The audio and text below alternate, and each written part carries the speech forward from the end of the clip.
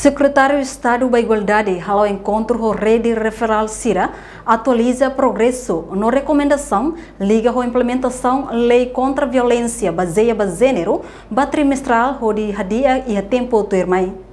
Sexta-feira, Secretária de Estado da Igualdade, Elvina Souza Carvalho Hateten, lei contra a violência baseada em gênero, foi competência da Secretária de Estado da Igualdade, Hanesan coordenador da IHA Advocacia.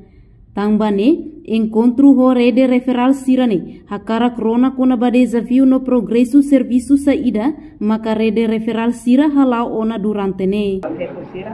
O de Pele, lidera IHA município Sira, tare município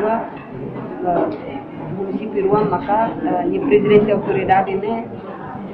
reto e agora itu tudo tem que entender que o governo por lidera, mas bem serviço sempre bem, mas o governo precisa halomos, maka advocacia não nos capacitação para fazer mal Sira Pele, pronto está na atuação que nós responsabilidade Sira na bem, que não foi e tempo o mais se o entira descentralização como sempre commitment seinya o de Pele na fase de serviço para sai capacitação terceira do Pele esta posição e a fase estratégica fase utilização política serviço não na fase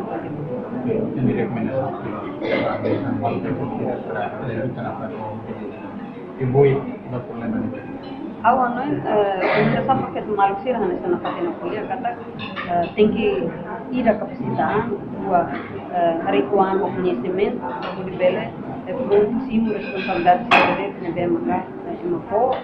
de bem maka No desafio Irakne, a rede referral Sira Hassoru, Saihanesan lisaun ida ba Secretário de Estado Igualdade, o di halo advocacia di Ekliutang ba futuro. Reportagem Celestinha Falo Televisão Timor Post. Janela informação ba emogoto, atua tem informação atual di Ekliu, kita haluha, haneham botão subscribe, like, halo comentário, no fahe tutang ba media sosial hotu.